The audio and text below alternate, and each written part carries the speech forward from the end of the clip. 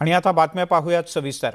मुख्यमंत्री एकनाथ शिंदे आणि बाळासाहेब शिवसेना या पक्षांच्या संदर्भात आक्षेपार्ह वक्तव्य करणं हे भास्कर जाधव यांना भोवणार असं दिसतंय। ठाणे इथल्या सभेमध्ये केलेली वक्तव्य भास्कर जाधव यांना अडचणीची ठरणार असं दिसतंय, कारण ठाण्याच्या नौपाडा पोलिसांनंतर आता गोंदिया इथे सुद्धा भास्कर जाधव यांच्या विरोधात गुन्हा दाखल झालाय। भास्कर जाधव यांच्या विरोधात एकूण 2 ठिकाणी गुन्हे दाखल झालेत। गोंदियाच्या आमगाव आणि गोंदिया शहर पोलीस स्टेशनमध्ये हे गुन्हे दाखल झालेत। आज नवी मुंबईमध्ये शिवसेना उद्धव बाळासाहेब ठाकरे पक्षाची महाप्रबोधन यात्रा होती, पण पूर्वनियोजित कार्यक्रमामुळे आपण इथे हजर राहू शकणार नाही असं भास्कर जाधव यांनी आधीच सांगितलं होतं। पण दरम्यानच्या काळात ठाण्यात केलेल्या भाषणामुळे मात्र भास्कर जाधव यांच्या अडचणींमध्ये वाढ होण्याची शक्यता आहे। अजित मांढरे आपले प्रतिनिधी आपल्यासोबत आहेत। अजित, काय अधिक माहिती आहे? मिलिंदजी, 9 ऑक्टोबरला ठाण्यामध्ये एक सभा झाली होती।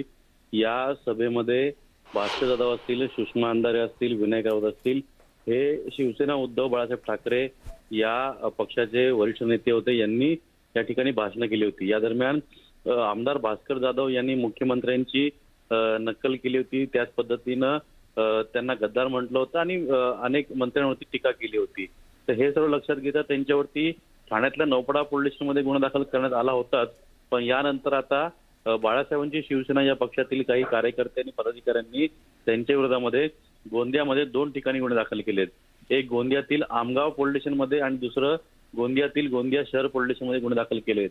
आक्षेपार्ह वक्तव्य करणे, अपमान करणे, त्याच पद्धतीनं भावना दुखावणे, बेजबाबदार वक्तव्य करणे, अशा विविध पद्धतीचे हे गुन्हे आहेत। यामुळे आधीच नौपाडा पोलीस स्टेशनमध्ये जो गुन्हे दाखल करण्यात आलेले आहेत त्या संदर्भातली नोटीस भास्कर जाधवांना पाठवण्यात आलेली आहे आणि त्यांना चौकशी करता त्यांना बोलवलं गेलेलं आहे। तर आता गोंदियामध्ये 2 गुन्हे दाखल झाल्यामुळे भास्कर जाधव यांची पोलीस स्टेशनची वारी जी आहे ती वाढणार आहे। अशाच पद्धतीने एकंदर हे सर्व चित्र दिसतंय आणि शिवसेना उद्धव बाळासाहेब ठाकरे त्याच पद्धतीनं बाळासाहेबांची शिवसेना या दोन्ही पक्षामध्ये आता वाद आणखीन विकोपाला गेलेत हे देखील स्पष्ट झाले। बरं अजित, तुर्तास धन्यवाद या माहितीबद्दल।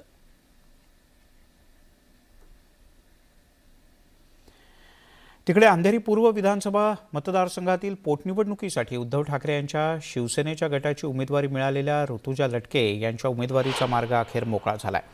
ऋतुजा लटके यांचा राजीनामा तातडीनं स्वीकारावा असे स्पष्ट आदेशच मुंबई उच्च न्यायालयानं दिले आहेत। तसंच मुंबई महापालिका प्रशासनाला फटकारलंय देखील। उद्या सकाळी 11 वाजेपर्यंत राजीनामा स्वीकारल्याचं पत्र त्यांना प्रत्यक्ष स्वरूपात द्या असंही न्यायालयानं म्हटलंय। सुनावणीच्या दरम्यान उच्च न्यायालयानं पालिकेला खडसावलं असून तुमच्याकडे विशेषाधिकार असताना अशी प्रकरणं आमच्याकडे येता कामा नयेत असं न्यायालयानं स्पष्टपणे बजावलंय।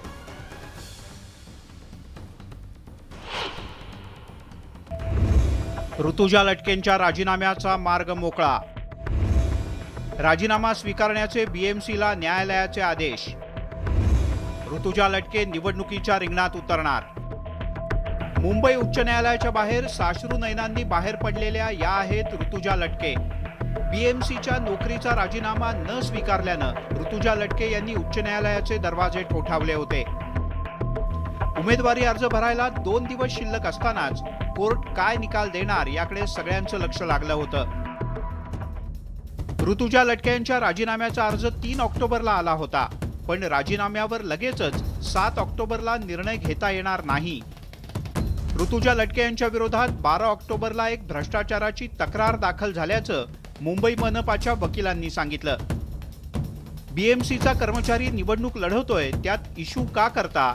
शुक्रवारी सकाळी 11 वाजेपर्यंत महापालिका आयुक्तांनी निर्णय घ्यावा आणि राजीनाम्याच्या बद्दलची माहिती उच्च न्यायालयाला द्यावी असे आदेशच बीएमसीला देण्यात आले आहेत। राजीनाम्यासाठी झुंजवल्याबद्दल लटके यांनी नाराजी व्यक्त केली।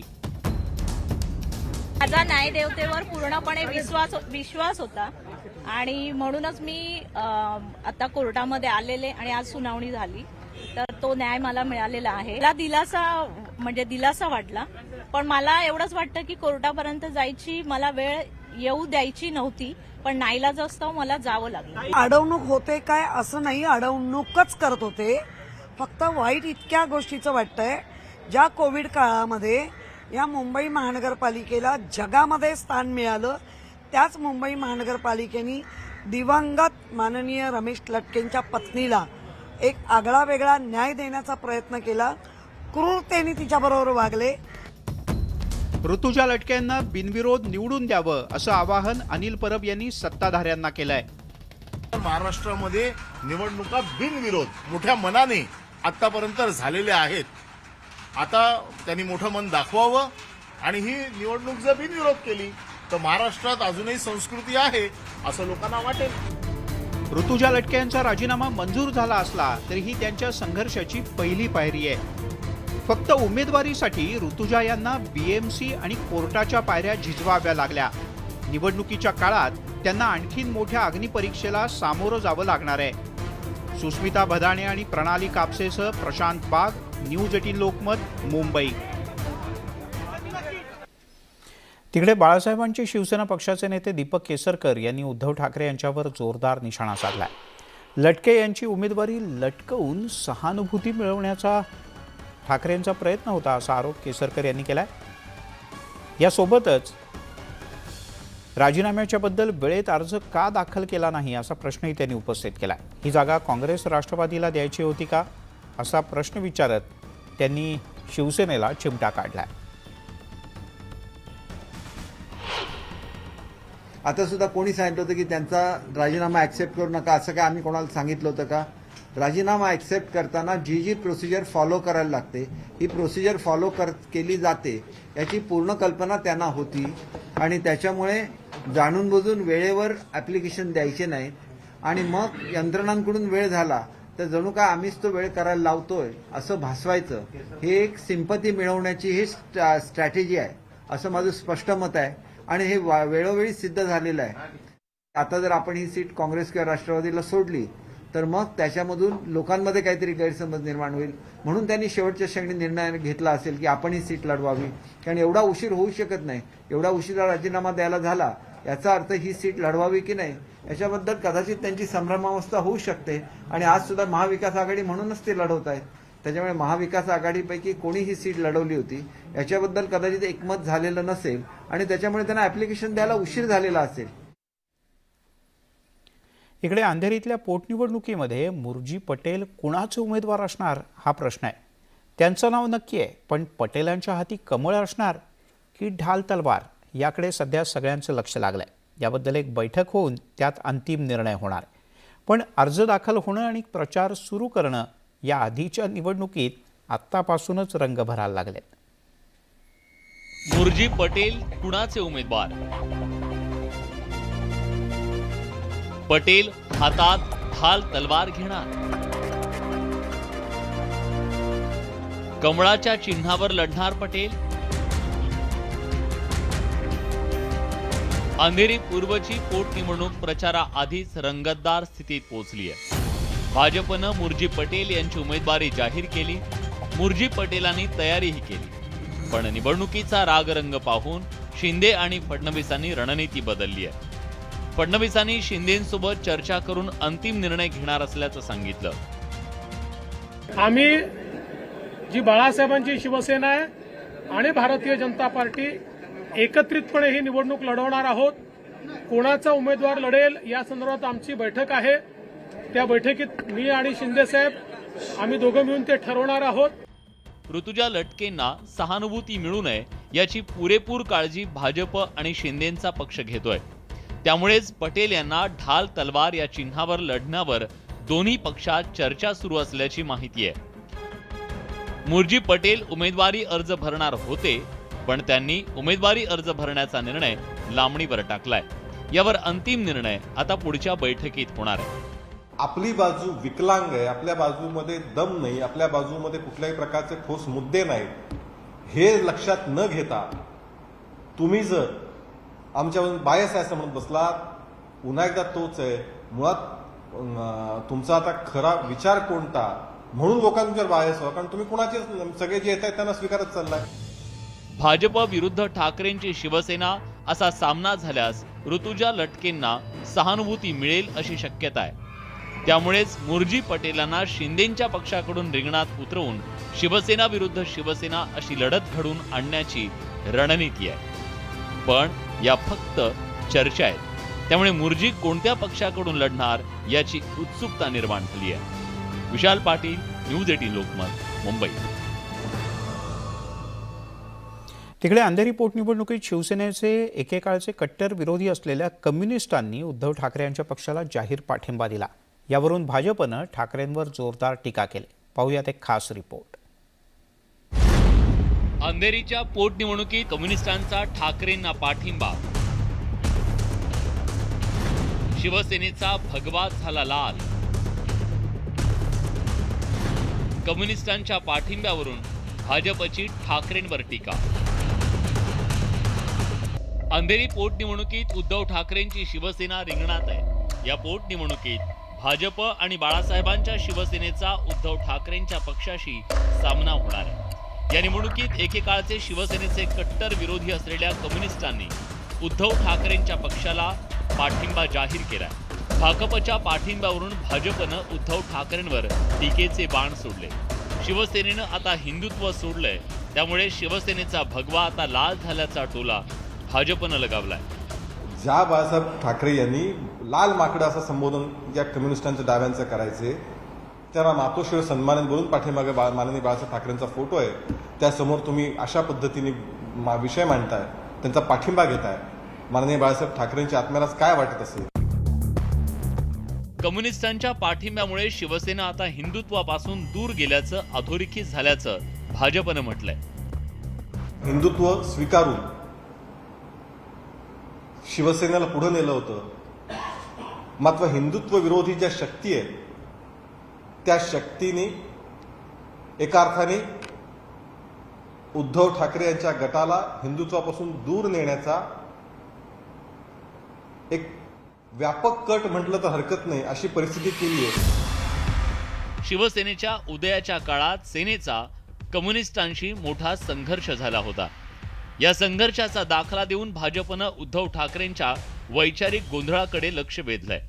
मुंबईत भाकपची आता पहिल्यासारखी ताकद राहिलेली नाही. त्यामुळे शिवसेनेला मिळालेला पाठिंबा हा फक्त मानसिक बळ देण्याचा प्रकार म्हणावा लागेल. विशाल पाटील, न्यूज 18 लोकमत, मुंबई. शिवसेना उद्धव बाळासाहेब ठाकरे गटाची सध्या प्रचंड धावाधाव सुरू आहे. कारण मुंबई ते दिल्ली त्यांच्या कोर्ट वाऱ्या सुरू आहे. शिवसेनेचं नाव आणि चिन्ह गोठवण्याच्या निर्णयाविरोधात आता दिल्ली उच्च न्यायालयात याचिका दाखल करण्यात आली आहे. पण याचिकेवर अद्याप सुनावणी सुरूच झालेली नाही.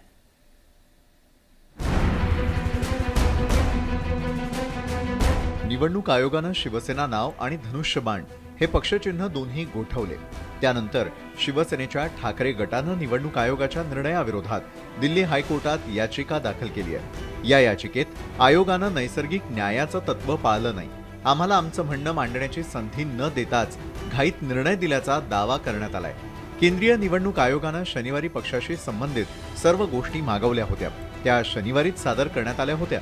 मात्र आयोगानं आमचं म्हणणं ऐकून न घेता शनिवारी रात्रीच निर्णय दिला, असा आरोप शिवसेनेकडून करण्यात आलाय. दिल्ली हायकोर्टासमोर शिवसेनेनं अनेक बाबी मांडल्यात. सुप्रीम कोर्टातही पक्षाच्या घटनेपासून सर्व गोष्टी नमूद केलेल्या आहेत. तसंच केंद्रीय निवडणूक आयोगानं निर्णय घेताना घेतलेली घाई पक्षाकडून निदर्शनास आणून देण्यात आली आहे. शिवसेना उद्धव बाळासाहेब ठाकरे गटाला त्यांची जुनी निशाणी असलेलं धनुष्यबाण हवंय. मशाल चिन्ह मिळालेलं असलं तरी शिवसेनेच्या जुन्या चिन्हासाठी आग्रह कायम आहे. मात्र अजून या याचिकेवर सुनावणी झालेली नाही. त्यामुळे शिवसेनेच्या नजरा दिल्ली हायकोर्टावर खिळल्यात. शिवसेना उद्धव बाळासाहेब ठाकरे पक्षाच्या वतीनं दिल्ली उच्च न्यायालयामध्ये याचिका दाखल करण्यात आली आहे. या याचिकेत मागणी करण्यात आलेली आहे की केंद्रीय निवडणूक आयोगाने आमचा नैसर्गिक न्यायाचा अधिकार हिरावून घेतला आहे. मात्र गेल्या 4 दिवसापासून या याचिकेवर सुनावणी होऊ शकली नाही. ही याचिका सूचीबद्धच होत नाही. जर याचिका सूचीबद्ध झाली नाही तर सुनावणी होणार नाही आणि सुनावणी झाली नाही तर निकाल लागणार नाही. त्यामुळे या याचिकेकडे आणि खुद्द दिल्ली उच्च न्यायालयाकडे संपूर्ण महाराष्ट्राचं लक्ष लागलं आहे. नवी दिल्लीहून व्हिडिओ जर्नलिस्ट शिव तिवारीसह प्रशांत रामदास, न्यूज 18 लोकमत. तिकडे अंधेरी पूर्व विधानसभा निवडणुकीच्या पार्श्वभूमीवर शिवसेनेतील उद्धव ठाकरे आणि एकनाथ शिंदे गटातला संघर्ष तीव्र झालाय. याच वेळेला राष्ट्रवादीचे नेते छगन भुजबळ यांच्या 75व्या वाढदिवसाच्या निमित्तानं मुंबईत एका खास कार्यक्रमाचं आयोजन करण्यात आलं होतं. या कार्यक्रमात विविध राजकीय पक्षांच्या नेत्यांसोबत शिवसेनेचे पक्षप्रमुख उद्धव ठाकरे सुद्धा उपस्थित होते. त्यांनी शिंदे गटावर जोरदार निशाणा साधला. नियतीच्या मनात काय असतं हे कोणालाच माहीत नसतं. आता मर्दांच्या हातात मशाल देण्याची नियतीची इच्छा होती असा टोला त्यांनी लगावला. सरकार पाडण्यासाठी किती खालची पातळी गाठण्यात आली आहे याचाही उल्लेख त्यांनी केला आणि भाजपलाही घेरण्याचा प्रयत्न केला. यासोबतच छगन भुजबळ यांच्याबद्दलही काही त्यांनी महत्त्वपूर्ण विधान केलं.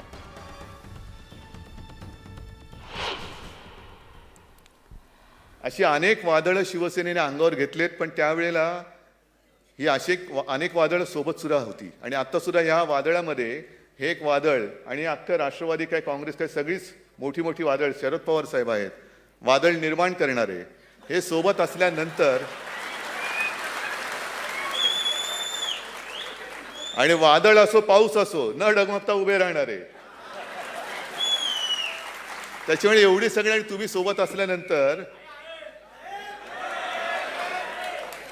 मी तर लढाईच्या क्षणाचीच वाट बघतोय. अजितदादांनी सांगितलं की कोर्टात प्रत्येक गोष्ट आपल्याला कोर्टात जावं लागते, मैदान मिळालं पाहिजे, कोर्टामध्ये जा. अरे हिम्मत असेल तर मैदानात या ना तुम्ही.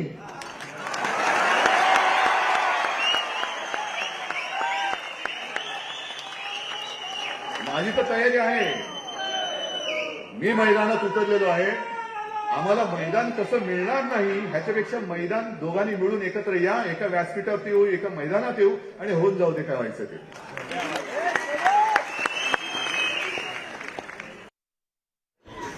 की आता आम्ही धक्काप्रूफ झालेलो आहोत.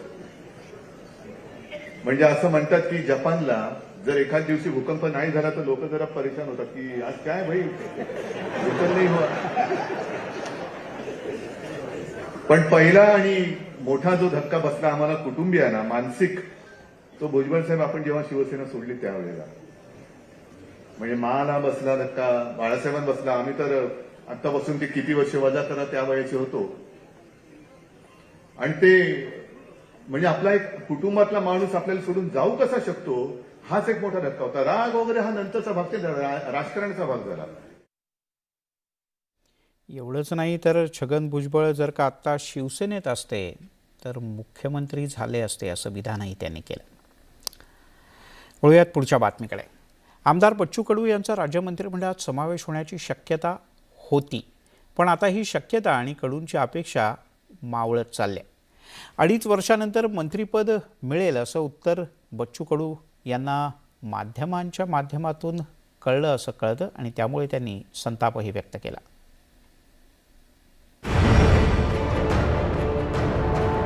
आमदार बच्चू कडू यांना राज्य मंत्रिमंडळाच्या विस्तारात मंत्रिपद मिळण्याची शक्यता होती, मात्र मंत्रिमंडळात त्यांचा समावेश झाला नाही. महाविकास आघाडी सरकारमध्ये बच्चू कडू मंत्री होते. शिवसेनेतून शिंदे गट वेगळा निघाला, त्यावेळी बच्चू कडू यांचा प्रहार पक्षही सत्तेतून बाहेर पडला. प्रहार आणि अपक्ष आमदारांनी नव्या सरकारमध्ये जाण्याचा निर्णय घेतला. मात्र मंत्रिमंडळ विस्तारात अपक्ष आणि छोट्या पक्षांच्या हाती काहीच लागलं नाही. सध्याच्या सरकारचा कार्यकाळ हा 2.5 वर्षांचा असणार आहे. त्यामुळे बच्चू कडूंना मंत्रिपद कधी मिळणार हा प्रश्न थेट बच्चू कडूंनाच विचारण्यात आला. मंत्रिमंडळात समावेश कधी होणार आहे? ते आता मी काही प्रमुख आहे म्हणजे सांगा, मी त्या पार्टीतल्या ह्या तुमचं बोलणं झालं असेल ना? काही मुख्यमंत्र्यांसोबत आता उपमुख्यमंत्री शिंदे साहेबाचा गट आणि भाजपाच्या गटामध्ये आमचा या दोघांचा लहानसा प्रहार. आम्हाला काय आता, मी तर मागाही सांगितलं होतं, आता होऊन नाही 2.5 वर्षानंतर होऊन. अतिवृष्टीमुळे अमरावती जिल्ह्यात शेतकऱ्यांचं प्रचंड नुकसान झालंय. अनेक शेतकऱ्यांना मदत मिळालेली नाही, त्यामुळे प्रहारच्या कार्यकर्त्यांनी आंदोलन केलं.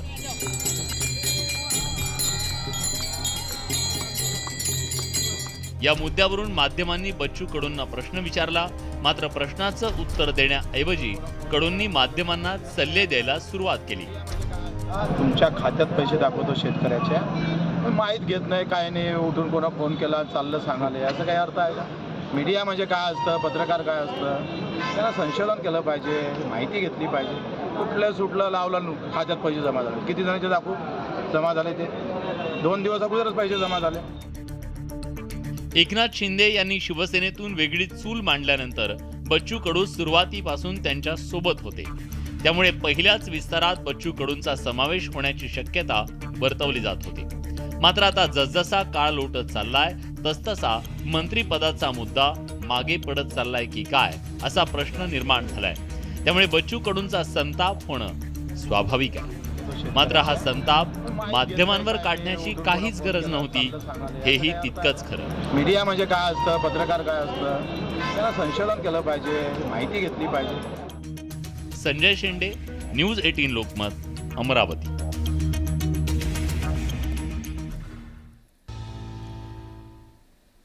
ब्रेकनंतर आपल्या सगळ्यांचं पुन्हा एकदा स्वागत. आपण पाहत आहे दिवसभराच्या बातम्या.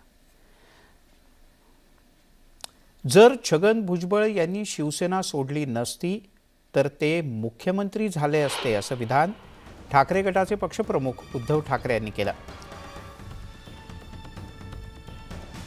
छगन भुजबळ यांच्या 75व्या वाढदिवसाच्या निमित्तानं मुंबईत एका खास सर्वपक्षीय कार्यक्रमाचं आयोजन करण्यात आलं होतं.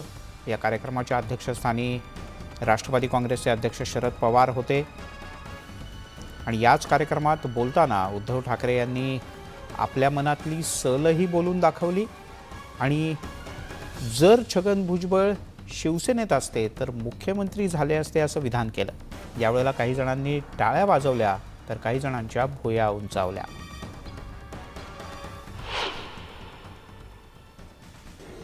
की आता नेमक्या मर्द लोकांच्या हातामध्ये मशाल देण्याची आवश्यकता आहे.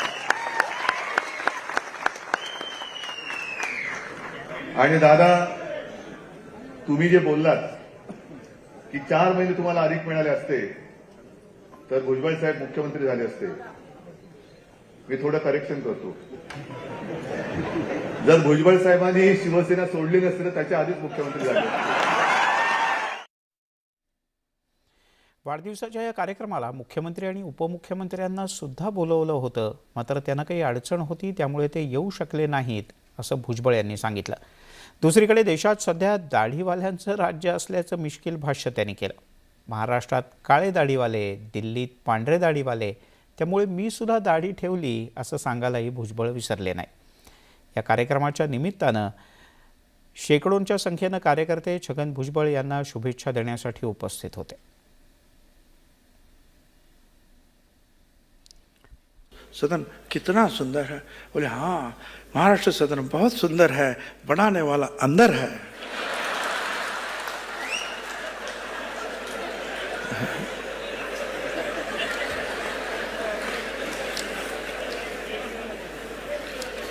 हे भगवान, काय काय सांगायचं, वेळ होतोय. खरं तर आपण उपमुख्यमंत्र्यांना सुद्धा बोलवलं होतं, परंतु त्यांची काही अडचण असेल, नाही आले. पण त्यांच्या शुभेच्छा आहेत असं मी गृहीत धरतो, मुख्यमंत्री आणि उपमुख्यमंत्री दोघांच्या. देशामध्ये, महाराष्ट्रामध्ये दाढीवाल्यांचं राज्य आहे. कुठे काळी दाढी आहे, कुठे पांढरी दाढी आहे. त्याच्यामुळे मी पण ठेवली.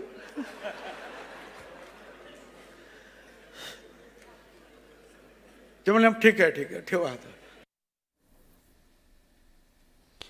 राज्यातील शिंदे फडणवीस यांच्या सरकारनं गेल्या महाविकास आघाडी सरकारनं घेतलेल्या ग्रामविकास खात्याच्या काही महत्त्वपूर्ण निर्णयांना स्थगिती देत त्यांना चांगलाच दणका दिला. पाहूयात हे प्रकरण नेमकं काय. ग्रामविकास खात्यांच्या निर्णयांना स्थगिती. महाविकास आघाडीला शिंदे फडणवीसांचा आणखी एक दणका. कोट्यवधी रुपयांची विकास कामं रद्द. महाविकास आघाडी सरकारच्या काळात घेतलेले निर्णय रद्द करण्याचा सिलसिला अजूनही थांबत नाही. शिंदे फडणवीस सरकारनं ग्रामविकास खात्यानं मंजूर केलेली विकास कामं रद्द केली आहेत. 1 एप्रिल 2021 पासून मंजूर असलेली पण कार्यादेश दिला नसलेली कामं रद्द करण्यात आली आहेत. शिवाय जी विकास कामं सुरू झालेली नाहीत ती कामंही रद्द करण्यात आली आहेत. जिल्हा परिषदेकडून अशा कामांची यादी घेऊन ती रद्द करण्यात आल्याचे आदेश दिले आहेत. त्यांनी ज्याला रद्द केली त्याला सुडबुद्धीची कारवाई नव्हती का?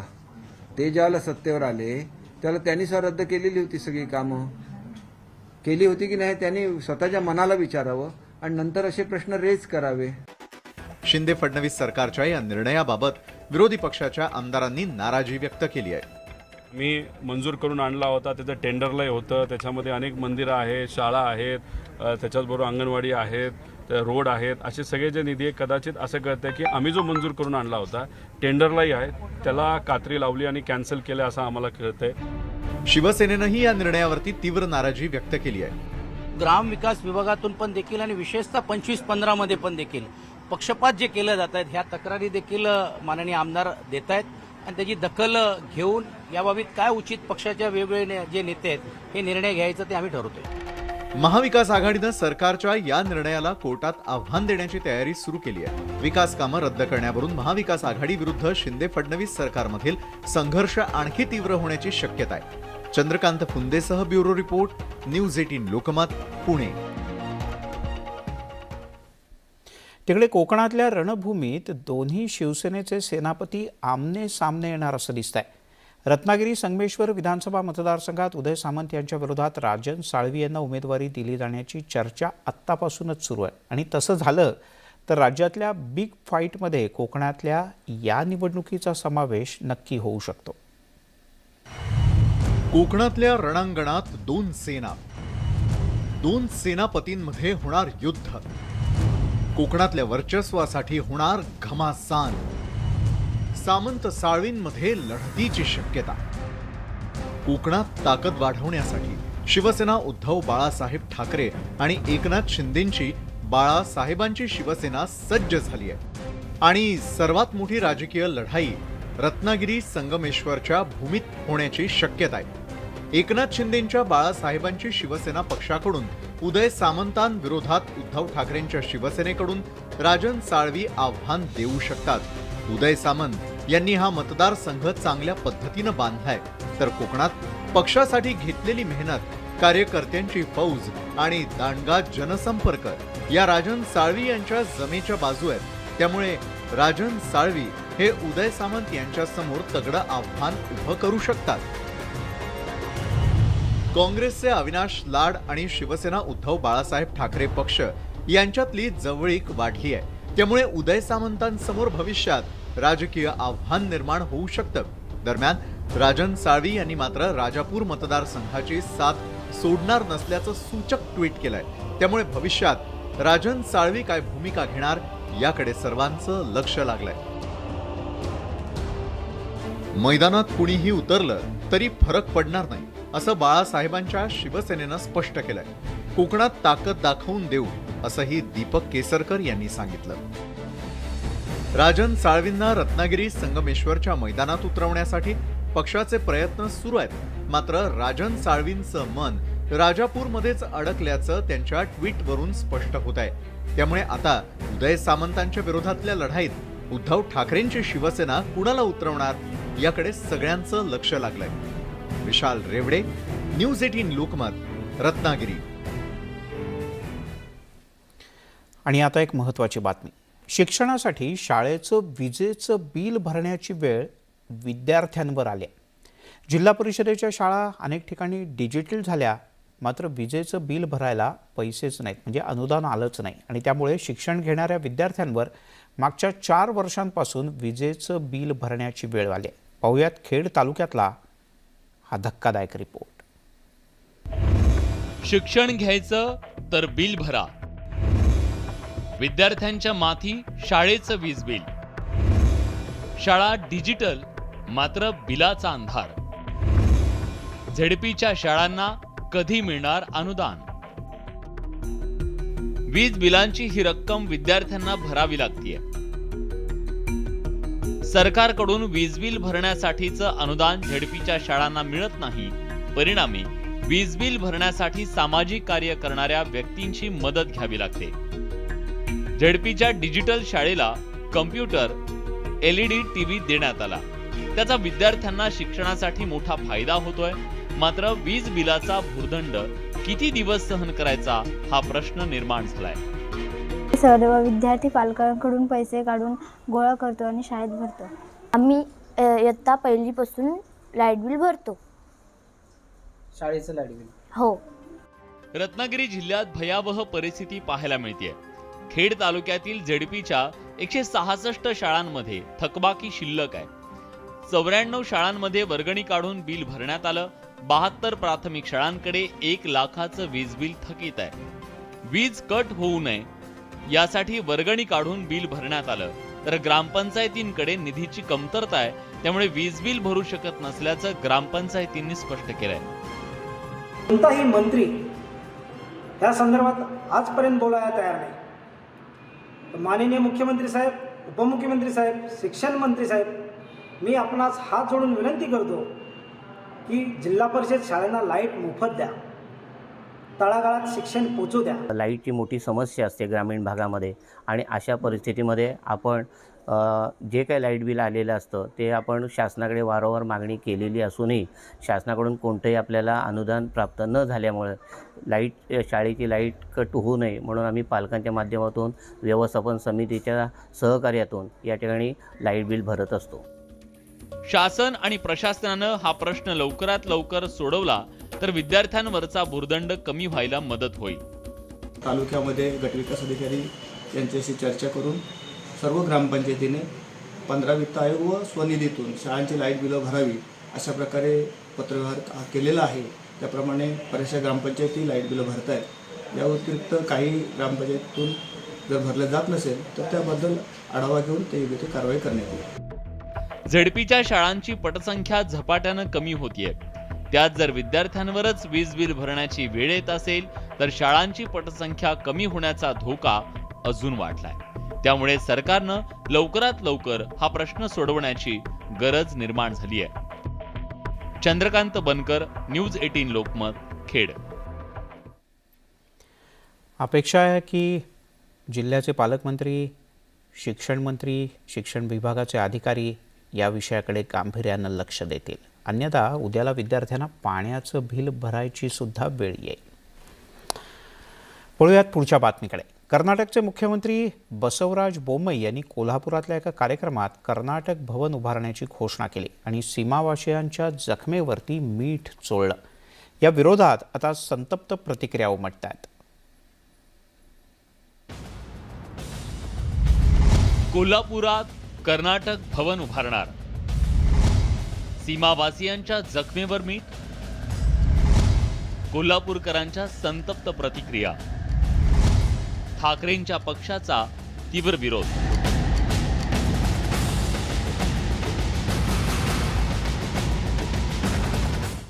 महाराष्ट्र कर्नाटक सीमा लढा अद्याप धगधगता असताना कर्नाटकच्या मुख्यमंत्र्यांनी थेट महाराष्ट्रात येऊन त्यावर मीठ चोळण्याचं काम केलंय.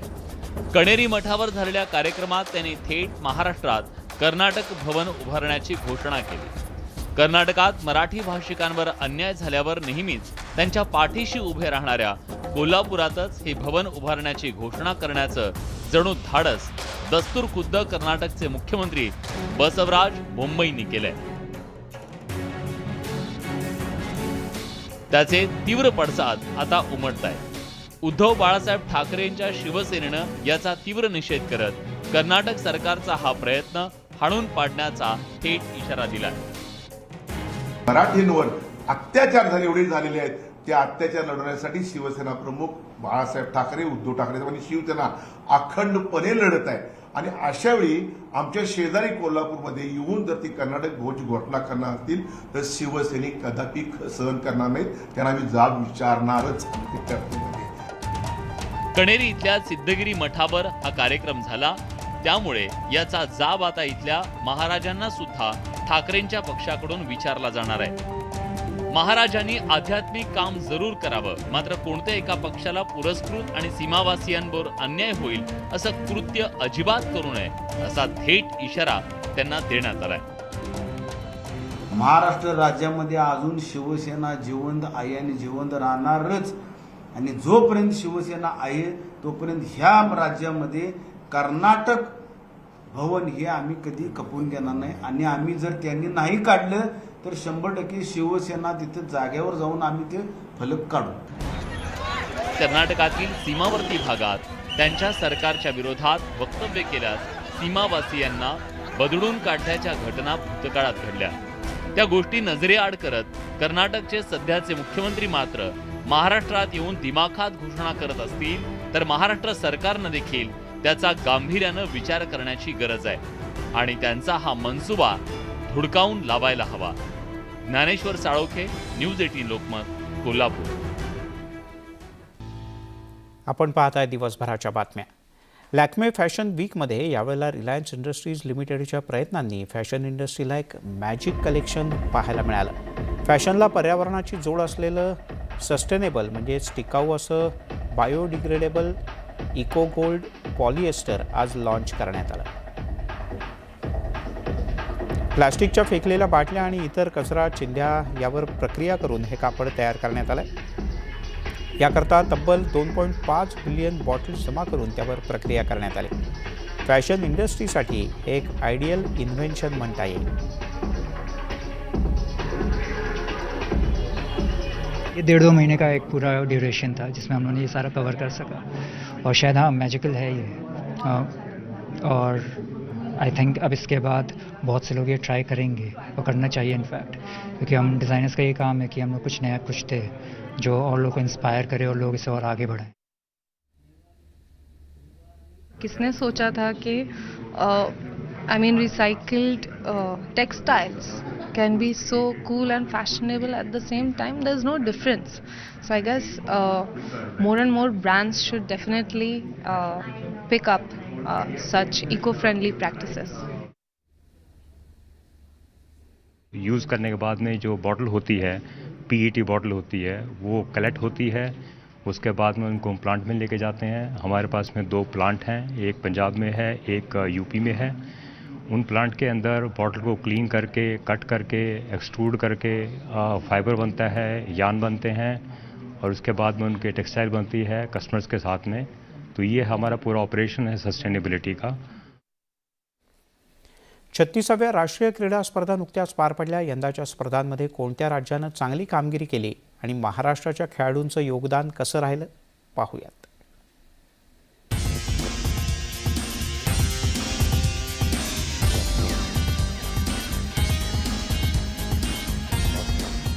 देशवासियांमध्ये खेळाचं वातावरण निर्माण करणाऱ्या 36व्या राष्ट्रीय खेळ स्पर्धेची काल सांगता झाली.